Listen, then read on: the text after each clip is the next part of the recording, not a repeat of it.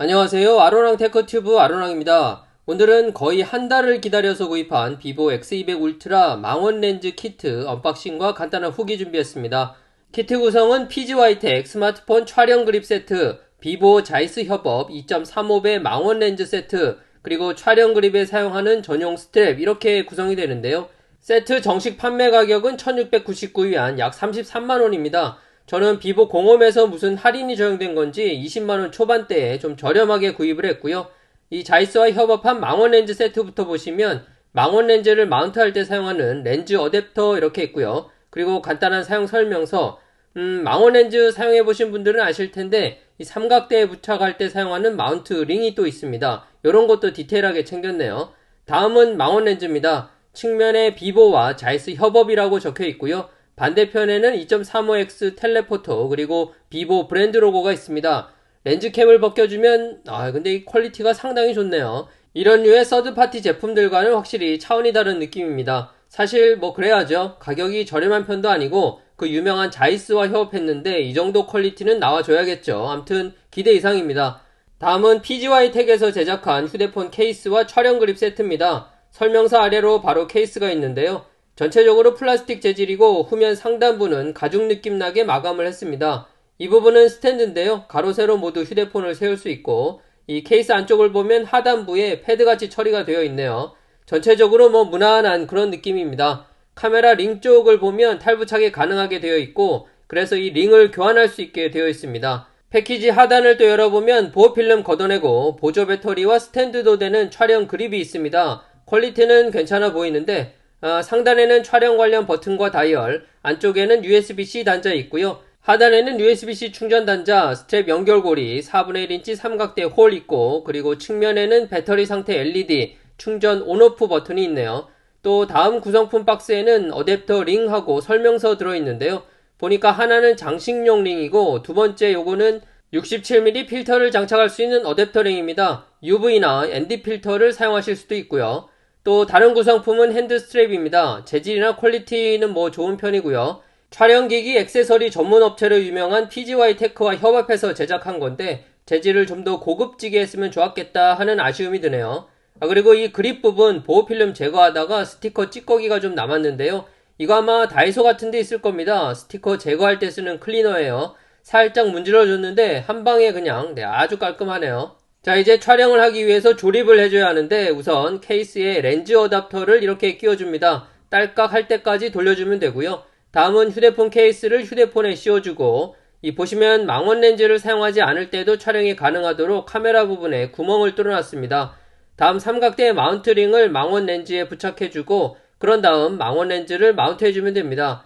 맞춰서 넣은 다음 딸깍 소리 날 때까지 돌려주면 되고요. 미러리스 카메라 사용하는 것과 똑같기 때문에 방법은 뭐 아주 간단합니다. 그런데 여기에 유격이 조금 있네요. 렌즈를 잡고 돌리면 살짝 움직입니다. 찾아보니까 촬영에는 뭐 지장이 없다고 하는데 이 휴대폰 케이스를 씌우고 망원 렌즈까지 장착한 모습입니다. 뭔가 좀 언밸런스해 보이는 게 웃기기도 하고 그렇죠. 마지막으로 그립 부분을 끼워주면 촬영을 위한 조립이 모두 완성됩니다. 왼손으로 망원 렌즈를 잡고 오른손은 그립을 잡아주면 파지감, 이 그립감은 상당히 안정적입니다. 생긴 거는 좀 웃겨 보여도 실제로 탄탄한 그런 느낌이 들고요. 이렇게 세팅을 마치고 밖에 나와서 미니 삼각대에 올려놓은 모습입니다. 뭔가 굉장히 앙증맞다고 해야 할지 이렇게 촬영하고 있으니까 지나가던 사람들이 요거 새로 나온 카메라냐 막 물어보기도 하고 아무튼 재밌더라고요. 자, 촬영을 하려면 텔레포토 익스텐더 모드라고 선택을 따로 해줘야 합니다. 지금 200mm로 보고 있는 화면인데 이런 화질을 휴대폰에서 보게 되네요. 다음 400mm 화면입니다. 네, 이것도 괜찮고요. 다음 800mm까지 한번 가보는데 야, 이것도 좋네요.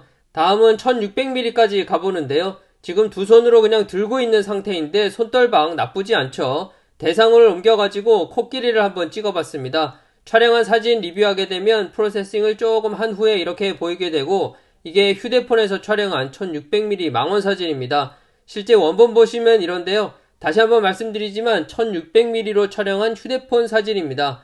다음 또 대상을 옮겨서 백화점 외벽에 광고를 한번 촬영해봤습니다. 이번엔 200mm입니다. 200mm 사진 원본인데 확대를 좀 해서 보면 외벽 고정핀이라고 해야 하나요? 네, 디테일하게 다 보이죠. 이 상황이 어느 정도 거리감이냐면 실제 촬영한 장소는 이쯤이고요. 네, 저기 오른쪽에 보이는 백화점 광고입니다. 저 광고를 200mm로 촬영한 사진이었죠. 이번에는 저희 집 뒤쪽에 조그만 강이 하나 있는데 마침 거기에 새가 한 마리 있어서 촬영해봤습니다. 이번에는 1600mm로 한번 찍어봤는데요. 예, 1600mm로 촬영한 새입니다. 확대를 좀 해봤는데 휴대폰에서 이 정도 디테일이 가능합니다. 참. 다음은 동영상 모드에서 200mm로 주변을 쭉 둘러보는 상황인데요. 적당한 피사체를 찾아서 확대를 좀 해보면 400, 그 다음 600mm, 그 다음 800mm까지 퀄리티는 정말 좋습니다. 지금 보시는 영상은 200mm로 그냥 손으로 들고 4K 60프레임 영상 촬영한 겁니다. 일단 느낌은 손떨방이 상당히 괜찮았고요. 디테일도 기대 이상이라 이 정도면 인서트용으로 쓰기에도 충분하지 않나. 근데 주말 상해 시내 차가 정말 많죠. 자, 그러면 일반 휴대폰과 비교해서 도대체 화질이 얼마나 차이가 날지 갤럭시 S24 울트라와 한번 비교해봤습니다. 우선 비보는 200mm입니다. 갤럭시는 10배 줌이고요. 비슷한 화각으로 보여서 테스트를 했습니다. 참고로 갤럭시는 10배 줌까지 광학 줌이에요. 지금 33%로 보고 있는 사진이라 사실 잘 구분이 안 되실 겁니다. 그런데 100%로 확대를 해보면 화질 차이 굉장히 많이 나죠. 상단부의 나무에서부터 차량 후면 유리의 디테일 그리고 타이어까지 렌즈 차이 때문에 결과물 차이도 클 수밖에 없습니다. 다음은 800mm입니다. 갤럭시는 이 화각에는 광학줌이 없기 때문에 디지털 줌으로 화각을 맞췄어요. 디지털 줌과 광학줌 차이가 날 수밖에 없는 결과물입니다. 마지막으로 비보 1600mm입니다. 갤럭시는 대략 70배 디지털 줌인데요. 그냥 이렇게만 봐도 차이가 바로 보이시죠? 33% 확대한 건데 비보는 타이어 디테일이 타이어 규격까지 다 보일 정도입니다. 휴대폰의 망원 렌즈가 이전보다는 좋아졌다곤 하지만 10배 줌 이상 고배율 망원단에서는 디지털 줌과 광학식 줌은 차이가 날 수밖에 없기 때문에 별도의 렌즈를 사용한 비보 X200 울트라의 결과물이 더 좋을 수밖에 없다, 이렇게 생각하시면 되겠습니다. 다음은 촬영 그립에 대한 후기입니다. 일단 줌 조절은 딜레이가 거의 없는 편입니다. 블루투스 연결이 아니라 USB-C로 바로 연결되기 때문에 또 화면에서 보시는 것처럼 조절 속도도 적당해서 사용에 큰 불편함은 없었습니다. 그리고 200mm 화각에서 최소 초점 거리도 궁금하실 텐데요. 대략 80cm 정도 되는 듯 합니다. 생각보다 가까운 거리에서 촬영이 가능했고요. 그리고 아웃포커싱이 어느 정도인지 지금 앞에 있는 나무에 초점을 맞춘 상태입니다. 저 뒤쪽으로는 거의 안 보일 정도인데 촬영한 사진 보시면 미리 보기 했던 것과 거의 같죠. 망원 렌즈를 사용하기 위해서 텔레포트 익스텐더 모드에 들어가면 이런 모습인데 좌측 하단에 무대라고 있습니다. 콘서트장이나 공연장에서 촬영할 때 사용하는 모드입니다. 비보에서 권장하는 최적화 모드의 일종이고요. 그리고 오른쪽에 이 화각 조절 위쪽으로 밝기, 채도, 대비, 선명도 등등 조절이 가능합니다.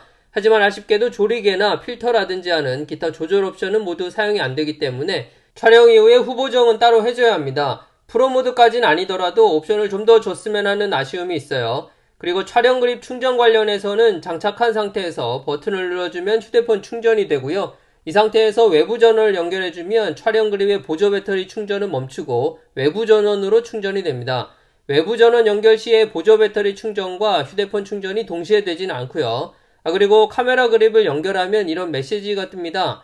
카메라 그립은 전체적으로 사용성은 좋습니다만 아쉬운 점이라면 용량이 2300mAh로 좀 작은 편이고 그립 자체 배터리 충전은 10W, 그립을 통한 휴대폰 충전도 7.5W이기 때문에 좀 느린 편입니다. 속도가 아쉽죠. 자, 이제 비보 X200 울트라 망원 키트 사용해본 후기 총 정리해보겠습니다.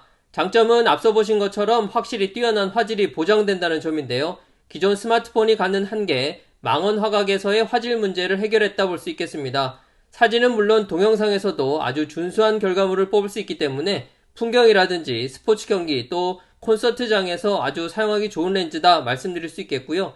그리고 또 좋았던 점은 이 삼각대가 없이 손으로 들고 촬영해도 손떨방이 기대 이상으로 좋기 때문에 이 점은 상당히 높게 평가할 수 있겠습니다. 그리고 이 케이스가 망원 렌즈를 장착하지 않고 평소에 그냥 사용할 때 사용성이 꽤 좋았습니다. 특히 스탠드가 달려 있어서 세로는 물론이고 가로 방향으로도 세울 수 있기 때문에 일상생활에서 사용하기에도 괜찮았던 것 같아요.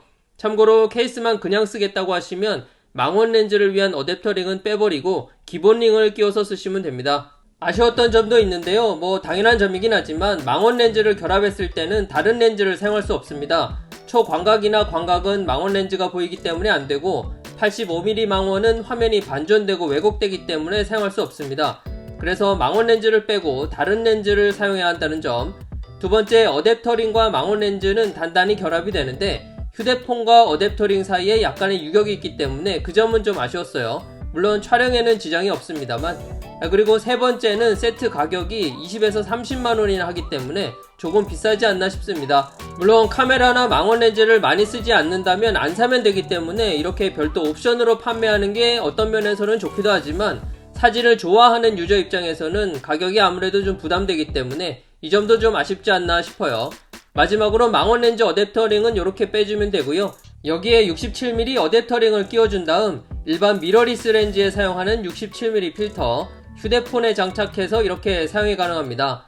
이렇게 하고 나니까 정말 무슨 카메라 같이 보이네요. 카메라 쪽 카툭티 이거 실합니까? 아 참나. 아무튼 이렇게도 활용할 수 있다 참고하시면 되겠고요. 오늘 준비한 내용은 여기까지입니다. 구독, 좋아요 많이 부탁드립니다. 저는 그럼 다음 영상으로 또 뵐게요. 감사합니다.